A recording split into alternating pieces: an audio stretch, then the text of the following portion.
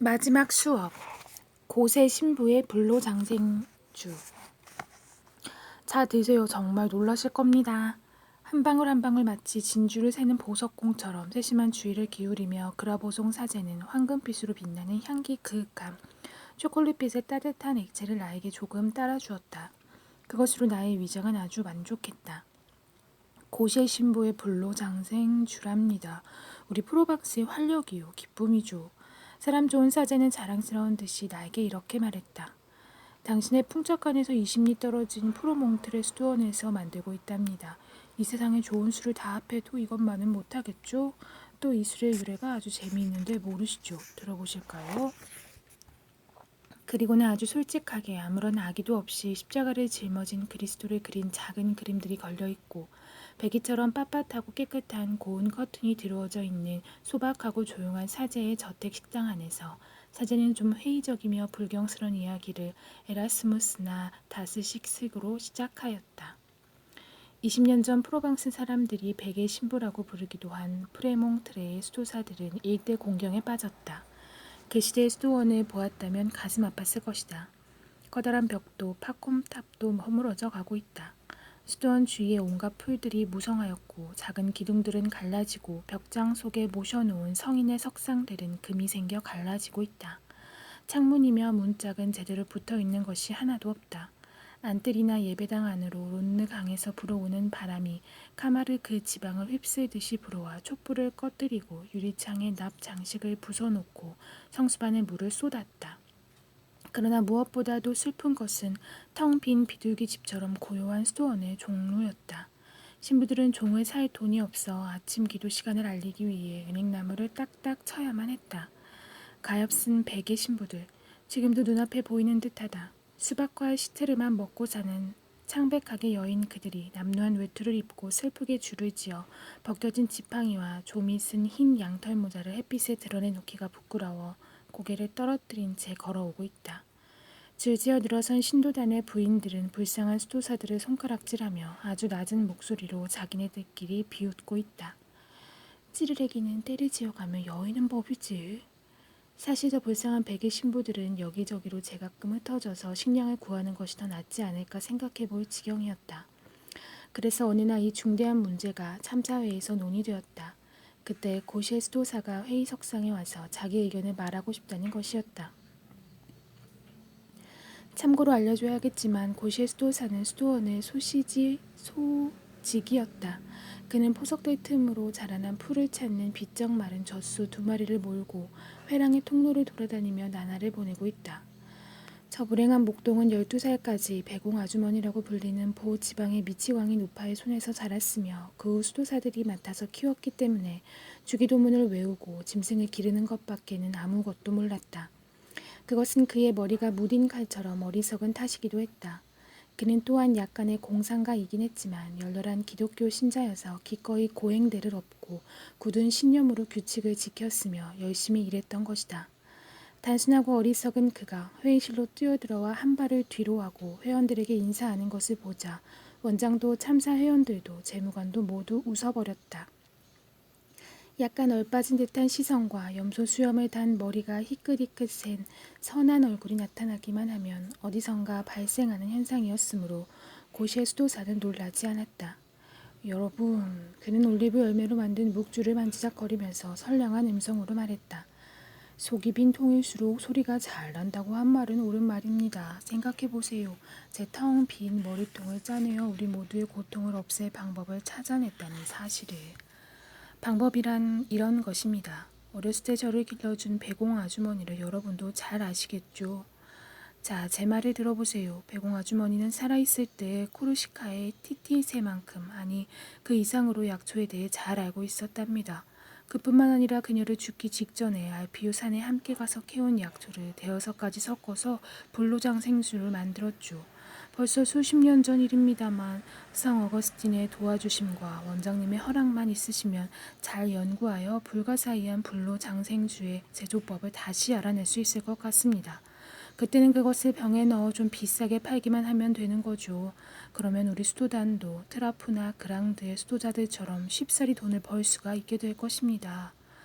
그는 이야기를 마칠 수가 있었다. 원장은 자리에서 일어나더니 그의 목을 끌어안았다. 참사회원들은 그의 손을 붙잡았다.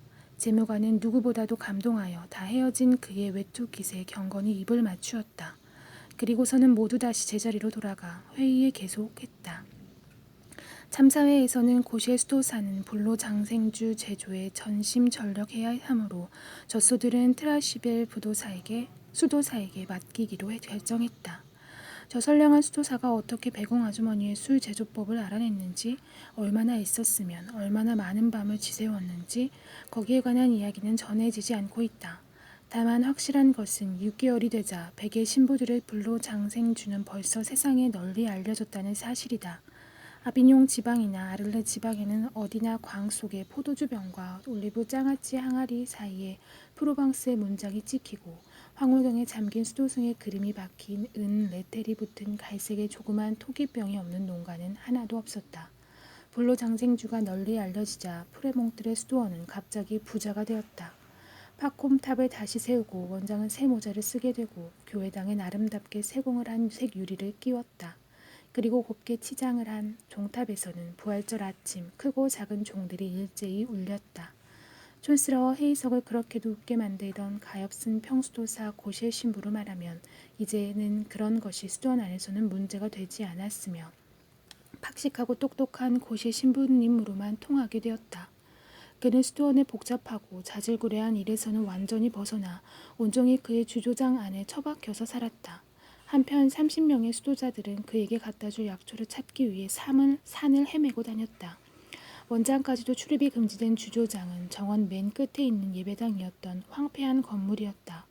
단순하고 선량한 신부들은 무엇인가 신비스럽고 무시무시한 것이 있다고 믿게 되었다. 간혹 대담하고 호기심 많은 나이 어린 수도사들이 벽을 타고 뻗어 올라간 포도 덩쿨을 잡고 현관의 장면 창문까지 올라갔다가도 화덕 위에 몸을 굽히고 있는 고시의 신부의 모습을 보고는 놀라서 그대로 땅 위에 굴러 떨어졌다. 그는 마술사처럼 수염을 기르고 있었고 손에는 저울을 들고 있었다. 그리고 그의 주위에는 붉은 사암으로 만든 증류기와 거대한 증류관, 수종으로 만든 뱀 모양의 관 등 괴이한 것들이 가득히 흩어져 있었으며 유리창을 통해 들어오는 붉은 광선 속에서 신비롭게 불타고 있는 것 같았다.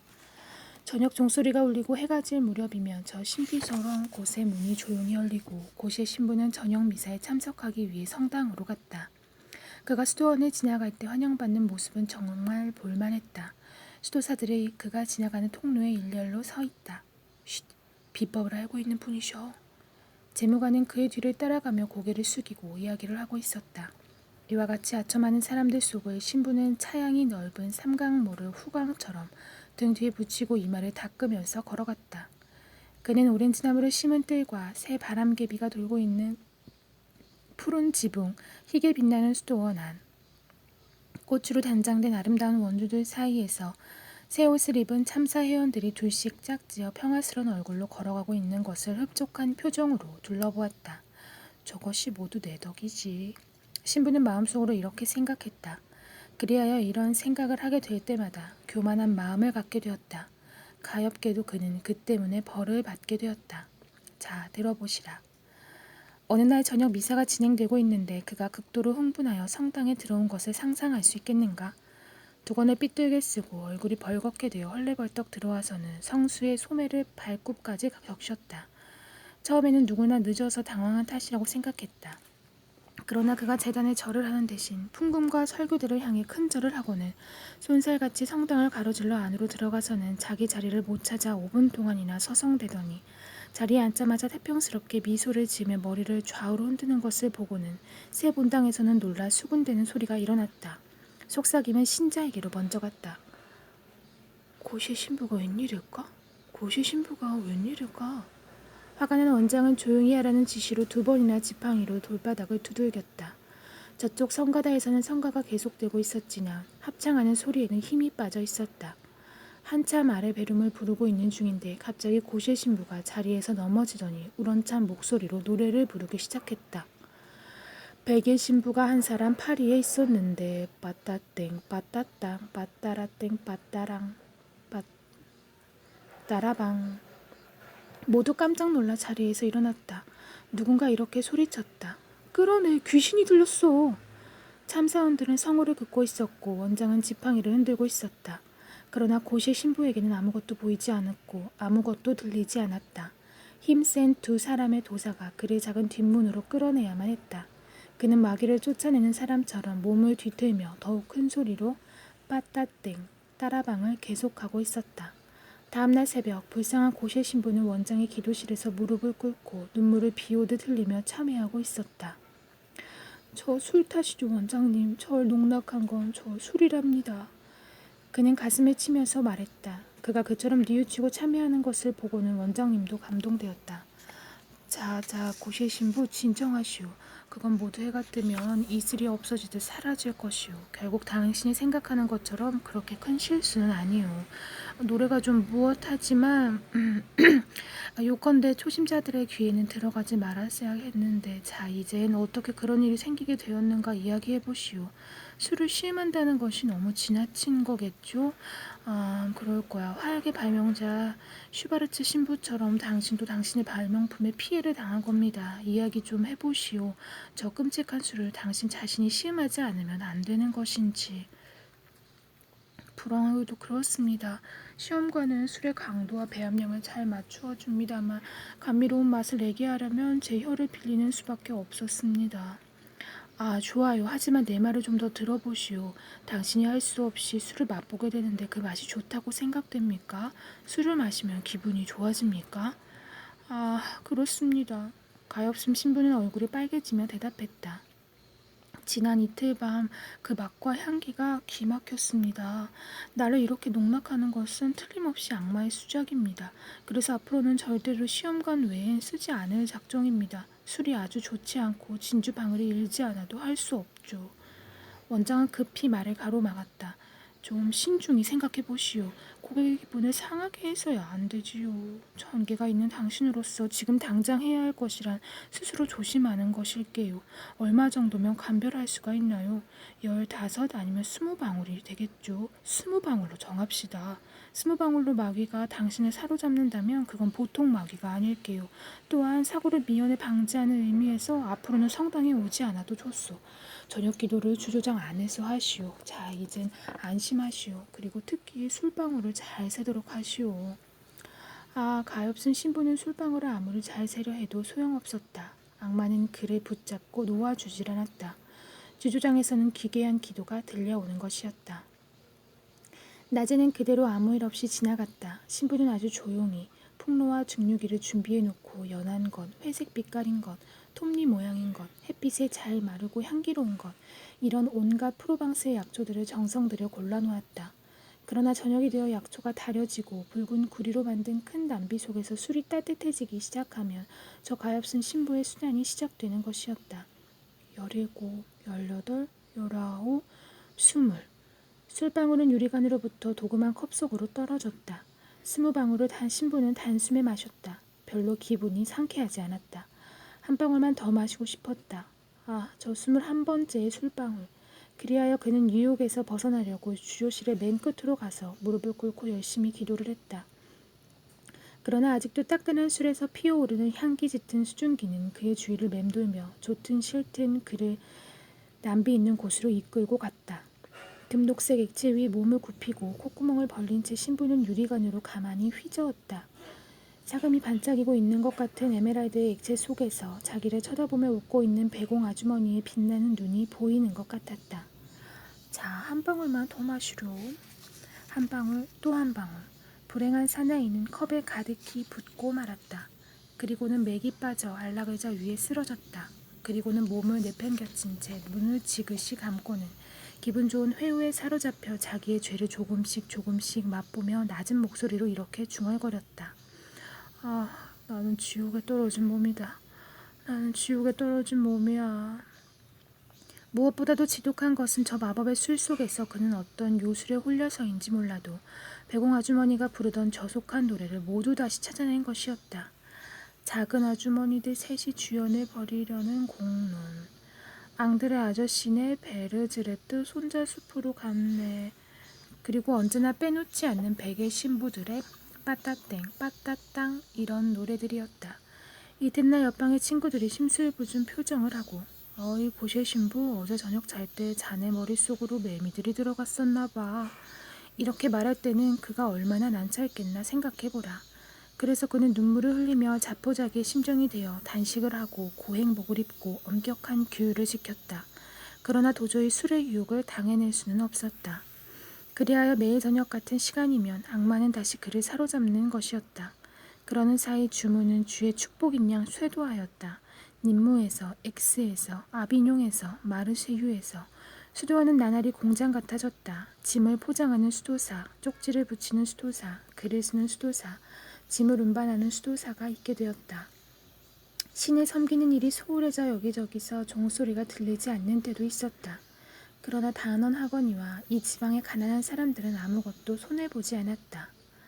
그런데 어느 날씨 좋은 일요일 아침 재무관이 1년간의 결산을 참사 회원들이 모인 가운데서 낭독하고 있고 어진 참사 회원들은 빛나는 눈으로 입가에 미소를 지으며 그의 말을 듣고 있을 때 난데없이 고실 신부가 회의 한복판으로 뛰어들어오더니 이렇게 소리쳤다. 그만두겠소. 더는 못하겠소. 젖소를 돌려주시오. 아니 왜 그러시오 고실 신부? 사건을 다소 짐작하고 있던 원장이 이렇게 질문했다. 왜냐고요? 원장님, 저는 지금 영원한 지옥의 불길 속에 떨어져 새갈퀴에 찍힐 짓을 하고 있어요. 술을 마시거든요. 주정뱅이처럼 술을 마십니다. 아니 내가 절제하라고 이러지 않았소? 아 그렇고 말고요. 한 방울 한 방울 세면서 마셨답니다. 그러나 지금은 한 잔 한 잔 세면서 마셔야 한답니다. 그렇습니다. 원장님 저는 이 꼴이 되고 말았습니다. 저녁 때마다 3병은 마셔야 합니다. 이런 상태가 더 계속되어야 되겠습니까? 그러니 누구 원하는 사람에게 술을 만들게 하십시오. 제가 계속해야 한다면 차라리 벼락을 맞게 하십시오. 이제는 웃는 사람이 한 사람도 없었다. 하지만 딱 한 사람아, 당신은 우리를 망쳐놓을 셈이요. 재무관은 장부를 흔들며 소리쳤다. 당신은 내가 지옥에 떨어져야 좋겠소? 그때 원장이 자리에서 일어났다. 여러분 다 해결할 수 있는 방법이 있습니다. 악마가 당신을 유혹하는 것은 밤이 아니오. 원장은 반지가 번쩍이는 하얀 손을 뻗치며 이렇게 말했다. 원장님 그렇습니다. 맨 한결같이 저녁입니다. 그래서 이제는 밤이 되기만 하면 카피투의 당나귀가 짐을 볼 때처럼 진땀이 난답니다. 그러면 안심하시오. 앞으로는 매일 저녁 미사 올릴 때 우리는 당신을 위해 관용으로 가득 찬 성 어거스틴의 기도문을 외울 것이오. 그러면 당신에게 어떤 일이 있어도 안심할 수 있어요. 그 기도문을 외고 있으면 죄를 짓고 있어도 용서를 받을 수 있으니까요. 아 그렇습니까 원장님? 감사합니다. 고실 신부는 그 이상 더 묻지도 않고 종달새처럼 가벼운 중류관 곁으로 다시 돌아갔다. 그때부터 정말로 매일 저녁 미사가 끝나면 사제는 꼭 이렇게 말하는 것이었다. 우리 수도원을 위해 자신의 영혼을 희생하고 있는 가련한 고실 신부를 위해 기도합시다. 오레무스 도미네. 어두운 본당 안에 무릎을 꿇고 있는 신도들의 하얀 두건을 위로 기도 소리가 눈 위를 스쳐가는 바람처럼 떨리며 지나갈 때 저쪽 수도원의 맨 끝쪽 주조소의 불 켜진 유리창 너머에서는 고실 신부의 고함치는 노래소리가 들려왔다. 백의 신부가 한 사람 파리에 있었는데 빠따땡 빠따땅 따라뱅 따라방. 백의 신부가 한 사람 파리에 있었는데 귀여운 수녀들을 춤추게 하고 트랭 트랭 트랭 정원 속에서 춤추게 하고. 여기에서 그라브송 사제는 아주 두렵다는 듯이 이야기를 멈추고 이렇게 말했다. 이를 어쩌나 교구의 신도들이 알면 큰일인데.